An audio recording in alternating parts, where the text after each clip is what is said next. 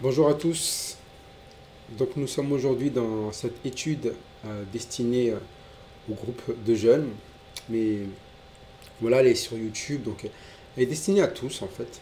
À tous ceux qui, dans le cas de cette étude que nous donnons dans la lettre à Philémon, à tous ceux qui veulent devenir des compagnons de service.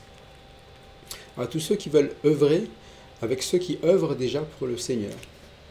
Eh bien, le but de cette étude, elle s'est présentée en 4 parties, c'est d'avoir l'assurance que nous sommes prêts à œuvrer, mais que nous avons surtout le cœur pour œuvrer.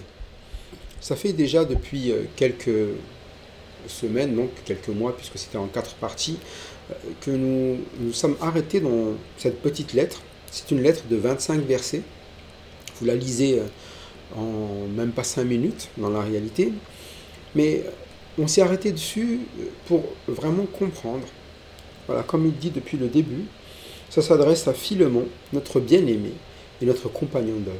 Donc, un bien-aimé, c'est quelqu'un qui a bien été aimé, déjà, il est bien aimé du Seigneur, bien aimé de Dieu, donc qui a reçu l'amour, qui est capable de le donner, de le partager. Maintenant, c'est un compagnon d'œuvre, c'est-à-dire que ce qu'il a reçu, il le partage avec l'autre. Et nous avions arrêté le titre de ces 4 messages plutôt sur le verset 6, verset 6, que l'on va lire ensemble. Verset 6 qui nous dit « Je lui demande ». Donc il demande au Seigneur, c'est Paul qui parle, il demande au Seigneur « Je lui demande que ta participation », donc en parlant de Philémon, ta participation à la foi soit efficace pour la cause de Christ, en faisant reconnaître en nous toute espèce de bien. Donc un bien-aimé, c'est celui qui a reçu la parole, qui a été aimé par la parole, qui vit cet amour. Elle est efficace, cette foi.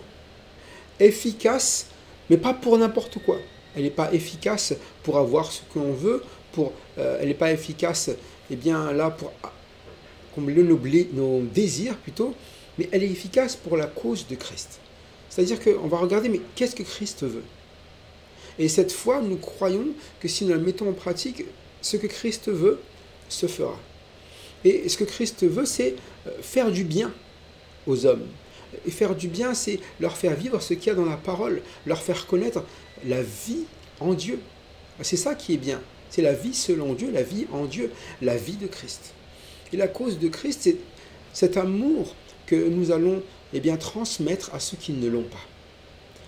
Et c'est pour ça que Paul et son équipe, Philémon ici, qui est son compagnon d'œuvre, Aphia, donc la sœur Aphia, Archippe, ils combattent ensemble. Ils combattent pourquoi? Pour la cause de Christ. Et la cause de Christ, ce n'est pas insulter, parler mal aux gens, ce n'est pas frapper les gens, prendre l'épée, abattre les gens. La cause de Christ, c'est quoi? C'est leur donner la vie qui est en Christ.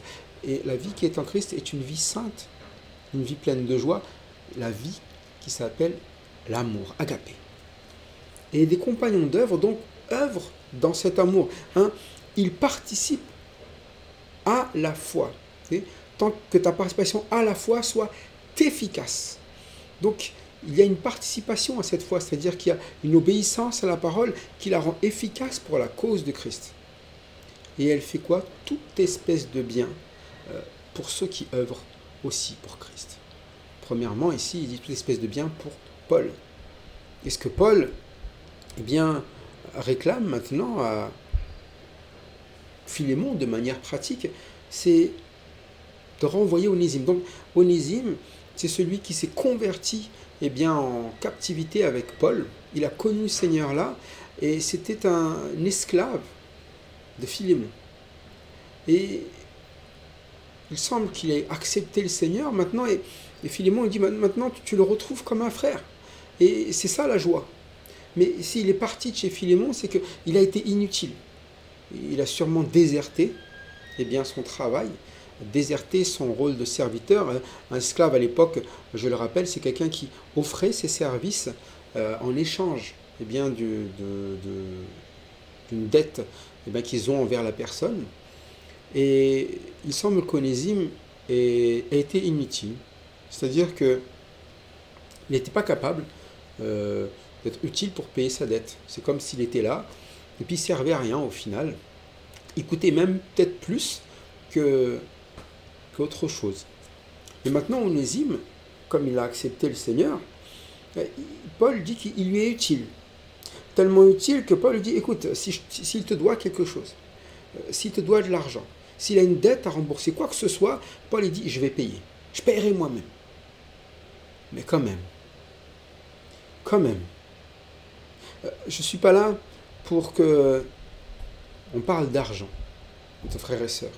On n'est pas là pour essayer de réclamer des dettes aux frères et sœurs. Maintenant que c'est un frère, ce que je vais te demander, c'est déjà par rapport à moi, verset 9, il va dire, c'est de travailler de manière efficace, en participant à la foi. Alors, la demande, il va dire d'abord, c'est de préférence, au nom de l'amour, que je t'adresse une prière. Étant ce que je suis, un vieillard, et plus maintenant prisonnier de Jésus-Christ. Et de plus maintenant prisonnier de Jésus-Christ. Donc il dit, Paul, écoute, j'ai vraiment besoin de toi, de ton aide, que tu aimes encore une fois. Et c'est une prière que je te demande. Et je te prie pour Onésime, mon enfant. Et autrefois, il répète, il était inutile. Maintenant, il est utile à toi et à moi. Donc, voilà, il te dit, je te demande. Je ne te donne pas d'ordre, je pourrais te donner un ordre. Il le dira au verset 8, je pourrais te donner un ordre. Hein? J'ai la liberté de te prescrire ce qui est convenable, dit le verset 8. Mais il demande au nom de l'amour. C'est-à-dire que ce soit par une foi efficace, une foi participante. Hein? Il faut participer à la foi, avoir confiance que ce qu'on fait, c'est pour Dieu, et faire du bien. Faire du bien au vieillard qui s'appelle Paul. Donc il fait appel à cet amour, au fruit de l'esprit, qu'il agisse de cette manière. Alors, Paul explique, si quelqu'un se doit à moi, toi aussi tu en fais partie, quand il parle à Philémon. C'est ce qu'il nous dit, verset 19. Moi, Paul, je l'écris de ma propre main, je paierai pour ne pas te dire que tu te dois toi-même à moi. C'est-à-dire que tu as une dette envers moi. Mais bon, s'il faut que je paye pour lui, je paierai. C'est-à-dire que par amour, si vraiment c'est compliqué pour toi, je vais payer. Mais toi, par amour, rappelle-toi quand même que on se doit les uns aux autres. Toi, tu me dois quelque chose, mais moi, si je peux, il te doit quelque chose. On doit tous quelque chose à quelqu'un. On a des dettes les uns envers les autres, mais on ne va pas passer notre temps à compter les petits sous.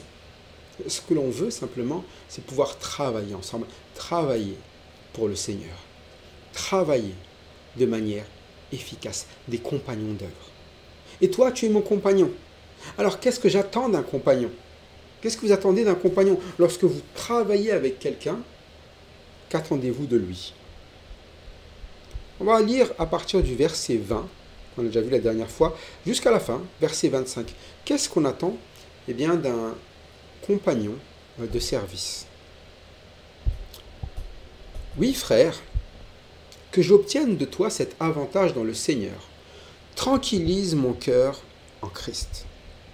C'est en comptant sur ton obéissance que j'écris, sachant que tu feras même au-delà de ce que je te dis. En même temps, prépare-moi un logement, car j'espère vous être rendu grâce à vos prières. Épaphras, mon compagnon de captivité en Jésus-Christ, te salue, ainsi que Marc, Aristarque, Démas, Luc, mes compagnons d'œuvre. Que la grâce de notre Seigneur Jésus-Christ soit avec votre esprit. Voilà un texte qui conclut donc cette lettre entière. Une lettre donc qui s'adresse à un compagnon d'œuvre. Et qu'est-ce que vous attendez d'un compagnon d'œuvre? Déjà, on prend juste le verset 20. Frère, que j'obtienne de toi cet avantage. L'avantage d'avoir des compagnons, c'est quoi? Eh bien, dans le Seigneur, tranquillise mon cœur en Christ.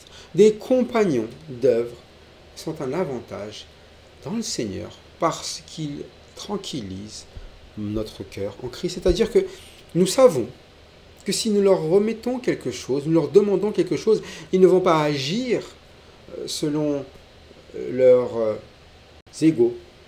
Ils ne vont pas agir selon leurs désirs. Ils ne vont pas agir selon ce qu'ils estiment bien ou pas. Non, ils vont agir selon le Seigneur, dans le Seigneur, et avec un cœur en Christ, et tranquillisant les autres, en Christ. Et Paul, il connaissait Philémon. Il avait la possibilité de lui demander cela, parce qu'il sait que Philémon, c'est un compagnon d'œuvre.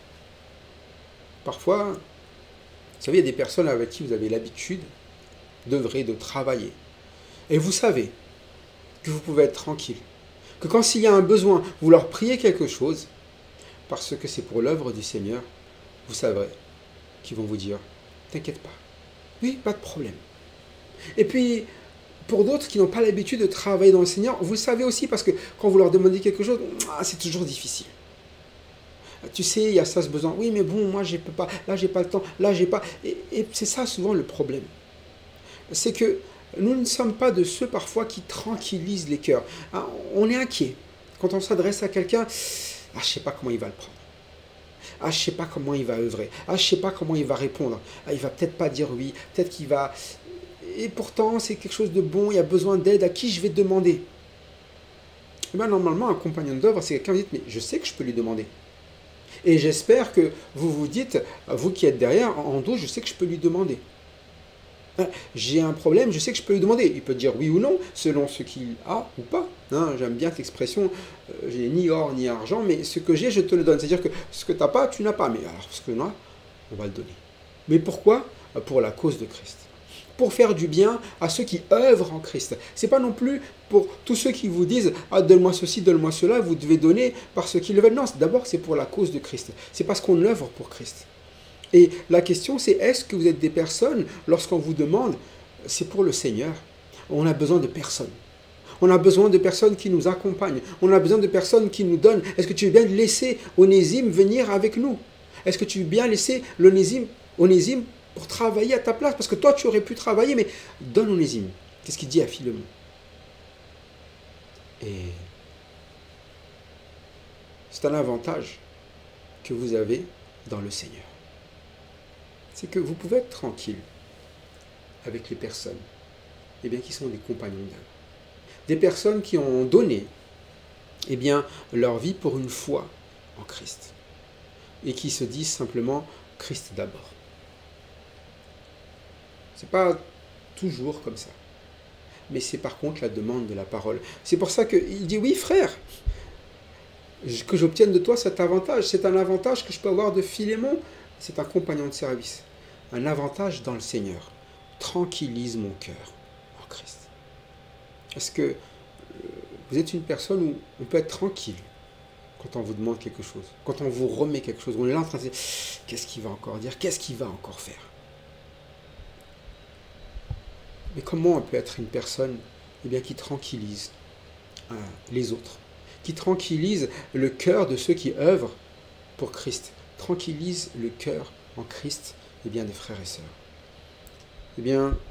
Paul l'explique, c'est en comptant sur ton obéissance que j'ai t'écrit, sachant que tu feras même au-delà de ce que je dis. C'est une lettre qui est quand même très claire sur la relation entre Paul et Philémon, en tout cas ce qu'il voit de Philémon. Philémon, il a cet amour, c'est ce qu'il constate depuis le début. Et il est informé, il est dit de la foi que tu as au Seigneur Jésus et de ton amour pour tous les saints. Ça, c'est le verset 5. Il est informé de cela. Et il le dit, je compte maintenant sur ton obéissance parce qu'il a cet amour. Et il fera même, parce qu'il a cet amour, quoi? Au-delà de ce qu'on dit. Je suis toujours reconnaissant envers le Seigneur lorsque je vois des frères et sœurs qui obéissent à la parole. Parce que c'est encourageant. C'est encourageant de voir des personnes qui se confient dans la parole de Dieu, qui ne cherchent pas à avoir forcément ce qu'ils veulent. Là, parfois, vous avez des personnes, et souvent, c'est le problème qui résulte dans toute la société quand ils concernant les jeunes, c'est qu'il y a toujours un problème d'obéissance. Vous avez ce côté rebelle. Hein, c'est passion de la jeunesse, c'est-à-dire que ce côté où il y a toujours quelque chose à dire, quelque chose où on n'est pas d'accord, quelque chose que l'on veut révolutionner. Hein, vous voulez faire une révolution, vous prenez des jeunes et vous les montez bien contre tout le monde, et vous faites une révolution avec des jeunes. Pour quelle raison? C'est parce qu'il y a toujours cette passion. Mais ici, Philémon, il a appris quelque chose, l'obéissance. Donc, Paul se dit, je peux compter sur ton obéissance. Obéissance à quoi? À l'évangile. Il y a un besoin. Je sais que tu vas te donner au Seigneur. Je sais que je peux compter sur toi. Mais non seulement je sais que je peux compter sur toi, mais parce que tu es maintenant expérimenté dans la pratique de cet amour, hein, ton amour pour les saints, c'est l'information qu'il a sur lui. Il dit maintenant, tu feras même au-delà de ce que j'ai dit, c'est-à-dire que non seulement il va rendre Onésime, mais il va encore apporter plus. Et je sais qu'il y a des personnes qui obéissent à la parole, ils feront comme cela. Des personnes qui veulent œuvrer pour Christ, ils feront comme cela. Même si au début, il y a des choses qu'ils n'aiment pas. C'est vrai qu'au début, moi, il y a des choses que j'aimais pas vraiment. Par exemple, auparavant, j'étais très timide. Ça ne veut pas dire que je ne le suis plus du tout, mais parler aux gens, c'était vraiment embêtant. Mais je le savais, à un moment donné, quand vous êtes dans une église, quand vous avez des responsabilités, vous devez vous adresser aux gens. Non seulement vous devez vous adresser, mais ensuite vous devez quoi aussi? Vous devez consoler les gens. Vous devez pouvoir dire des conseils dont ils peuvent avoir besoin selon la parole de Dieu. Et vous ne pouvez pas parler de la parole sans ouvrir la bouche. Timide ou pas, la Bible nous dit quoi? Et c'est ce qu'il dit à Timothée, hein, ce n'est pas un esprit de timidité, mais de force, d'amour et de sagesse. C'est ce que Dieu nous donne. Et c'est pour ça que l'amour, ici, nous rend capables de quelque chose qui ne dépend pas de nous. Nous sommes peut-être timides. Nous sommes peut-être, avec certains désirs, certains caractères différents. Mais l'amour nous pousse à l'obéissance de la parole et à vivre la vie de l'esprit. Et vous qui êtes jeunes, moins jeunes, vous devez apprendre par l'obéissance. Christ même a appris par l'obéissance. C'est ce qu'il dit la Bible. Et pourquoi? Eh bien parce que l'obéissance vous amène à comprendre la parole. On ne comprend pas la parole par réflexion. On la comprend par l'obéissance. C'est-à-dire que vous vivez la parole de Dieu et vous comprenez les faits dans votre vie. Si vous obéissez à l'évangile de Christ, vous savez ce qu'est le salut.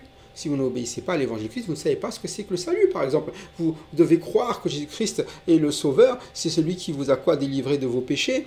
Et si vous n'obéissez pas à cela, si vous ne lui remettez pas vos péchés, ça ne sert à rien. Si vous ne vous repentez pas, c'est juste une information. Et c'est vrai dans toute la vie avec le Seigneur. Là, il y a peut-être Philémon, voilà, peut-être qu'il dit « moi j'aime tout le monde ». Mais c'est l'obéissance qui va permettre de le voir. Et l'obéissance à quoi? Eh bien, à une personne qui fait toute espèce de bien pour ceux qui œuvrent dans le Seigneur. Et est-ce que c'est ce qui est votre pratique? Si vous aimez, est-ce que c'est votre pratique alors? Est-ce que vous faites toute espèce de bien? En tout cas, Philémon, non seulement il le fait, mais sa réputation pousse même Paul à penser quoi? Sachant que tu feras même au-delà de ce que je dis. C'est-à-dire qu'il est tranquille pour lui parler, non seulement il est tranquille, mais il va même faire plus. Un cœur de compagnon de service. Voilà ce qu'on appelle un compagnon de service ou un compagnon d'œuvre. Quelqu'un, vous savez, qui fera non seulement ce qui est nécessaire, mais même au-delà.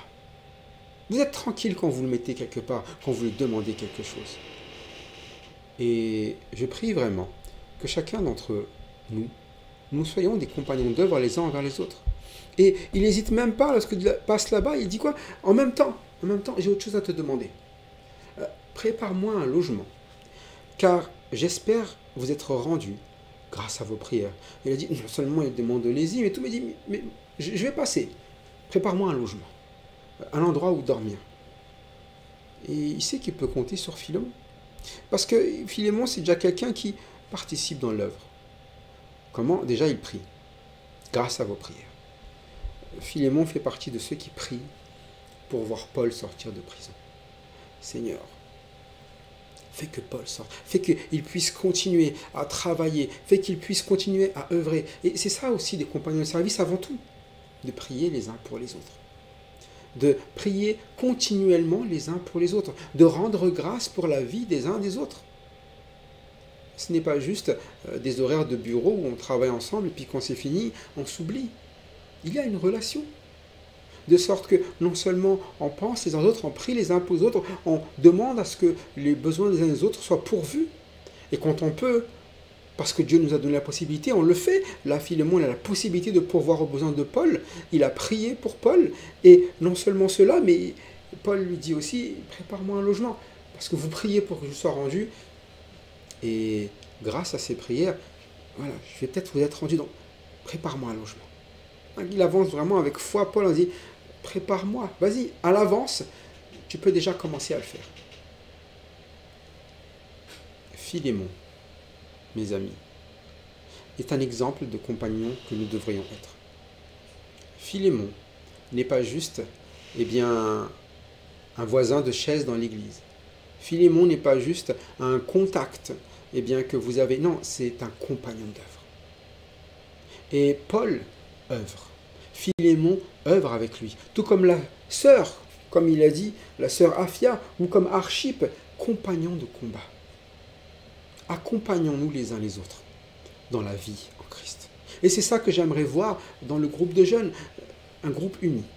Accompagnons les uns les autres, mais pour servir, pour la cause de Christ, pas pour faire n'importe quoi, pas pour, aller dans le péché, pas pour s'encourager à pécher, mais pour la cause de Christ. C'est quoi déjà la cause de Christ? C'est de veiller à ce que tout le monde puisse être édifié dans le Seigneur. Et c'est l'amour qui édifie, mes amis. L'amour, c'est ce que nous donne la parole. Elle fait de nous des bien-aimés. Et c'est pour ça qu'aujourd'hui, je vous annonce la parole de Dieu. Parce que vous ne pourrez pas aimer sans elle. Et vous ne pourrez pas, comme Philémon, être des personnes qui tranquillisent les cœurs. Et tranquilliser le cœur. Il sait que quand il va aller là-bas, il aura un logement. C'est sûr. Ce sera peut-être la maison de Philémon, ou ailleurs, mais il aura un logement. Parce qu'il connaît Philémon. Et Philémon n'est pas seul. Ils sont toute une équipe. Il y a Philémon, certes. Il y a Archippe. Il y a la sœur, Aphia. Mais il y a aussi qui? Il y a Épaphras, un autre compagnon de service. Le terme, c'est mon compagnon de captivité en Jésus-Christ. C'est-à-dire que Épaphras, il est en prison avec Paul. Ils sont là tous les deux captifs en Jésus-Christ. Donc, ils sont condamnés pour leur foi. Et ils témoignent là où ils sont. C'est un ministère d'être en prison pour sa foi. Parce que de là où ils sont, ils écrivent des lettres. Paul écrit des lettres, parce qu'il ne peut venir. Et ces lettres, s'il ne les avait pas écrites, si Dieu n'avait pas permis qu'ils soient en prison, on ne les aurait pas vues, reçues.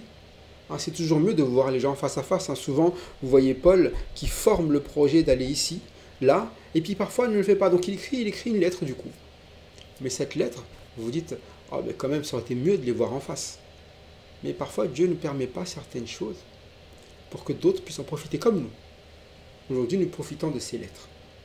Et il nous dit, quand vous êtes en prison, que vous soyez en liberté dehors, de toute manière, notre rôle, c'est de vivre pour la cause de Christ.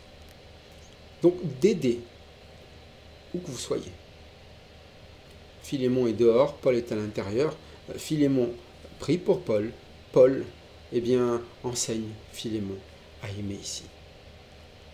Et Épaphras, il est en captivité avec Paul. Donc il n'est pas seul, Paul. Donc le fait déjà de ne pas être seul en prison, c'est déjà une bonne chose. Il a un frère, quelqu'un qui partage. Et il l'appelle mon compagnon de captivité. Voilà. Vous avez des compagnons d'œuvre, vous avez des compagnons de combat, vous avez des compagnons de captivité. C'est ça, des compagnons de service. toujours là quelqu'un qui est pour soutenir avec vous le travail. Et il salue Philémon. Mais il n'y a pas que Épaphras. Il y a aussi Marc, Aristarque, Démas, Luc, encore des compagnons d'œuvre. Et Paul, ils ne sont pas 100, ils ne sont pas 200, ils ne sont pas 50. Vous les comptez, on va compter ensemble. Hein. Il y a Philémon, il y a Timothée, il y a Aphia, il y a Archippe, dont on parle ici.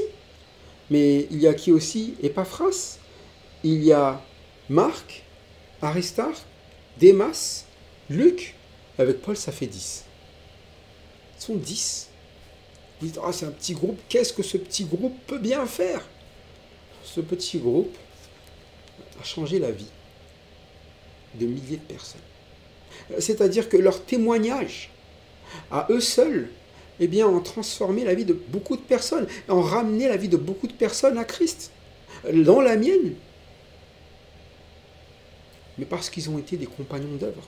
Parce qu'ils ont montré ce travail qui est dans la paix. Souvent, on pense que Paul, il fait tout. On va dire, il n'y a pas quelqu'un qui a fait autant que Paul. Mais c'est parce que Paul, il avait des compagnons d'œuvre. Peut-être que leur nom n'est pas écrit en haut de page, mais Dieu a quand même laissé leur nom. Pourtant, parmi ces compagnons d'œuvre, certains auront des hauts, d'autres des bas, d'autres seront toujours là. Hein, Timothée, il est toujours là, avec Paul. Démas, vous savez qu'à un moment donné, il va aimer le monde. Marc, le problème, c'est que il a abandonné un temps, il est revenu. Mais après, quand il est revenu, il n'y a pas de souci. Vous avez Aristarque, Luc, il est là toujours avec Paul, et dans Paul, à gauche, à droite, mais ça fait partie de la vie des compagnons d'œuvre. Mais nous avons besoin d'être ensemble aussi pour nous soutenir les uns les autres. Et peut-être que certains vont se perdre par amour du monde, mais nous sommes là pour les rattraper, pour aimer. C'était l'amour que Paul voulait partager, tout simplement. Et c'est pour ça qu'il cite ces noms. Il y a Marc, Aristarque, Démas, Luc, mes compagnons d'œuvre. Si on devait citer des noms dans l'Église, parmi les jeunes, de compagnons d'œuvre, est-ce que vous pourrez dire, mon nom est là aussi. Moi aussi, je suis là, je soutiens l'œuvre. Moi aussi, je suis là, je me tiens prêt. Qu'est-ce que je peux faire? Voilà, par amour, je veux faire du bien à ceux qui œuvrent, à ceux qui travaillent dans l'Église. Et c'est ce que je vous demanderai. Vous qui êtes à l'écoute, c'est de participer. Participer par la foi. Participer, le terme, il est dit même ici, à la foi efficace pour la cause de Christ. L'obéissance à la parole, c'est d'œuvrer pour le Seigneur. Et œuvrer pour le Seigneur, c'est faire juste selon ce qui est utile. C'est Paul qui définit là ce qui est utile. Pourquoi? Parce que c'est son rôle de diriger. Mais les autres, ils ont tous un rôle. Certains accueillent dans leur maison l'Église. D'autres, comme Philémon, fournissent ce qui est utile pour l'œuvre. Et puis, Timothée, il est là pour seconder Paul dans l'enseignement, dans la partie aussi qui est d'aller à gauche, à droite, pour rappeler aussi ce que fait Paul. Mais chacun a un rôle différent. Mais quel que soit votre rôle, soyez toujours parmi ceux qui sont présents pour œuvrer, des compagnons. Le terme compagnon d'œuvre qui est utilisé ici, c'est synergos, c'est-à-dire que ça a donné le mot synergie. C'est-à-dire que tout le monde participe différemment, mais pour un même but, une même cause. Chacun avec un rôle différent, mais pour une même cause. C'est ce que devrait être toute une église. Et je demande cela aujourd'hui parce que je m'adresse au groupe de jeunes, parce que vous êtes encore jeunes, et que demain, c'est vous qui serez les témoins d'une vraie vie d'église, c'est-à-dire une vie comment? Dans la synergie. Et que cela soit votre attitude dès maintenant, à travailler, dans les différents projets qui existent. Et nous terminerons par cette fin de lettre de Paul. Que la grâce de notre Seigneur Jésus-Christ soit avec votre esprit. Donc voilà, vous avez cet esprit qui est en vous, qui est le vôtre déjà, qui peut vivre la grâce. C'est ce qui différencie l'homme de l'animal. L'homme est spirituel. L'homme, eh bien, n'est pas juste dans l'action par la chair. Et l'action de Christ pour nous, c'est il nous donne quelque chose par notre esprit. Et c'est son esprit, eh bien, qui vient vivre en nous. Il nous rend comment? Capables de spirituellement agir. Alors que nous sommes dans un corps animal, nous sommes, eh bien, spirituels, capables d'agir selon Christ, pour la cause de Christ. Et le fruit de cette grâce, le fruit de l'esprit, c'est l'amour. Pas l'amour selon les hommes, mais l'amour qui vient de Dieu. De donner. Pas de prendre, pas de réclamer, pas de consommer, mais de donner. Il y a plus de bonheur à donner qu'à recevoir. Mais ça, il faut déjà apprendre à obéir à la parole pour vraiment le comprendre. Les gens qui ne comprennent pas ce verset, ou du moins qui le disent sans vraiment savoir en quoi il y a plus de bonheur à donner qu'à recevoir, sont ceux qui ne donnent pas. Mais donner, c'est-à-dire donner de son temps, donner de ses moyens. Et ce qu'il essaie d'enseigner ici à Philémon, c'est donne. Et cet enseignement qui dit qu'il y a plus de bonheur à donner qu'à recevoir a été pour les anciens, des personnes qui doivent donner de leur vie, qui doivent aimer les brebis. Et les compagnons d'œuvre, ce sont ceux qui sont capables d'aimer les saints, d'aimer ceux qui œuvrent pour le Seigneur, comme Philémon. Alors soyez des imitateurs de Philémon, de Paul, de Timothée, de ceux qui travaillent ensemble pour la cause de Christ. Et j'espère que vous serez à l'écoute de cet enseignement. Et j'espère que, voilà, comme il le dit, que ce sera une grâce qui va se montrer dans votre vie, d'être capable d'œuvrer pour le Seigneur. Que la grâce, je le répète, de notre Seigneur Jésus-Christ soit avec votre esprit. Soyez bénis en Dieu, notre Père, et en Jésus-Christ. Amen. Et à bientôt.